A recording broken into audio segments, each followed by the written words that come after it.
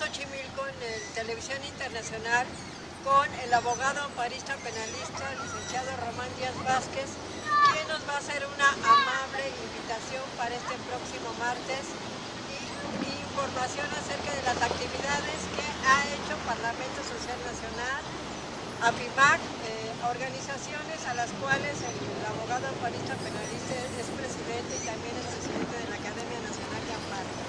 Muchas gracias, Lidia. De Televisión Internacional Constitucionalista, te agradecemos esta oportunidad que nos das para comunicarnos con este distinguido auditorio de Televisión Internacional Constitucionalista y Ciudadana. Les agradecemos a los ciudadanos de todo el mundo, especialmente de la República Mexicana y de Xochimilco, y les informamos que este mes hemos estado conmemorando las fiestas patrias, ya terminando el mes patrio. Lo culminamos con el próximo martes, el aniversario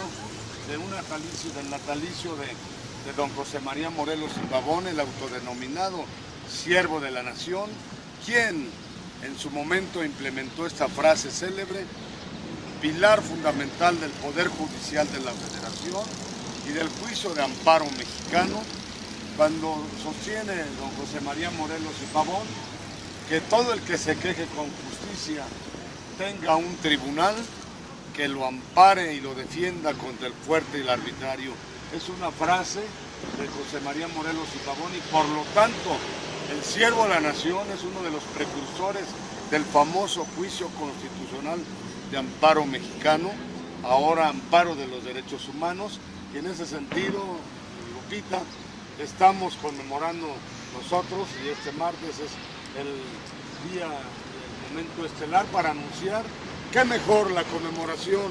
de las fiestas patrias y el natalicio de don José María Morelos y Pavón, con el programa nacional de justicia constitucional a más de 70 millones de mexicanos que carecen de vivienda, de educación, de salud, de un desarrollo sustentable, de empleo.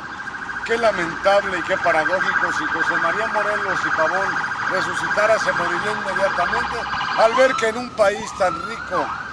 con una inmensidad de recursos como el petróleo, el uranio, la plata, grandes litorales, pero más de 70 millones de pobres. Por eso les invitamos a todas las personas que carezcan de estos derechos a que se comuniquen con nosotros.